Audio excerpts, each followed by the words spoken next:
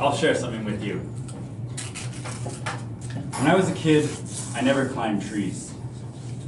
Not because I found it difficult, but because I was scared. To me, back then, they were so big and tall. Today, my fear of trees is different. I have a fear of losing them. Toastmaster, fellow Toastmasters, honored guests, I present to you the forest, and specifically the coastal old-growth rainforest.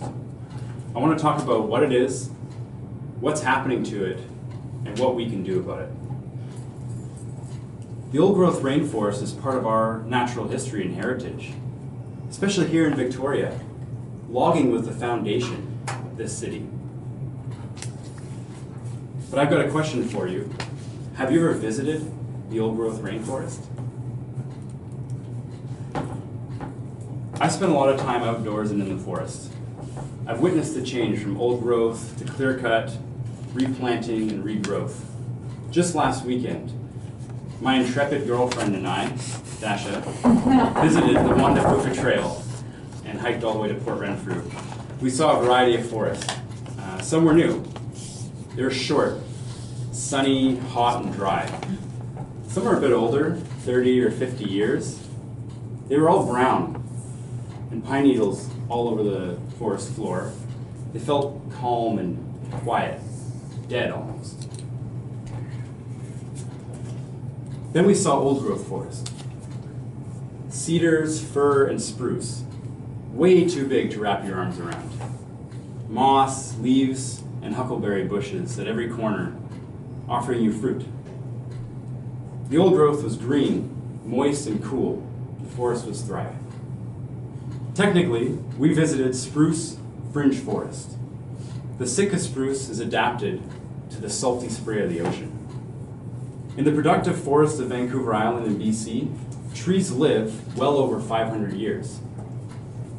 Nearby at Cathedral Grove, you can find a 900-year-old Douglas fir. And western red cedars are known to live up to 1,500 years. Now, the benefits of keeping old growth around are many. They've got deep roots which prevent erosion. There's lots of animals, birds, insects, amphibians that call old growth home. There's also fungus, lichens, and they're all part of an intact ecosystem. And that ecosystem filters water and helps the salmon run. It also brings tourists to our famous forests. And these people come and contribute to our economy. Old-growth forest has twice the density of living organisms compared with tropical forest. And that's an important carbon reservoir for our entire planet. At the valley bottoms, that's where the biggest trees are. Of course, the biggest trees were the first to attract logging.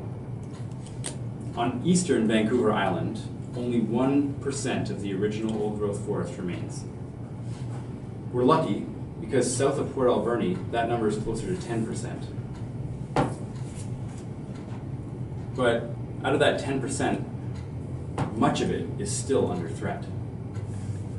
Now, you don't just cut an old-growth forest and wait a bit and have old growth again.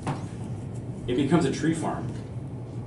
Tree farms replace the old growth and occupy much of BC now.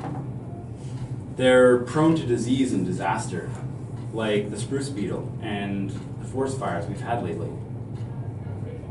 So what can we do to protect the old-growth forest? Well, 3 things. First, visit them. We need to educate everybody, get people on the ground, and see with their own eyes the difference between a tree farm and the old-growth forest. Secondly, speak out. The Ancient Forest Alliance and the Wilderness Committee offered, both nonprofits, offering forms and petitions online, easy to fill out, and they go directly to the Minister of Forestry. It's very effective in numbers. Finally, donate. Money to the Ancient Forest Alliance is well spent. This organization provides boots on the ground. They have very low overhead and a lot of past success. For example, They brought together the Pacheedaht First Nations and the Chamber of Commerce of Port Renfrew and managed to save an 80-hectare tract of old-growth forest called Avatar Grove. They have a dozen or so other campaigns throughout BC. The future, we need a scientific approach to saving these forests. There's so little left. There isn't even a map that decisively shows where these forests exist. There's no consensus on how much we need in order to maintain our ecosystems. So in the future, we need to determine the location of all these forests and how much we need to leave to prevent the extinction of the ecosystem. It's our heritage and our responsibility. Thankfully, the Ancient Forests Alliance is out there on the ground identifying and protecting these old forests. But still, we need action. People like you, George, Jude, out there visiting, making noise, and donating monthly. Together, let's erase my fear of trees disappearing and let our children inherit what is rightfully their forest.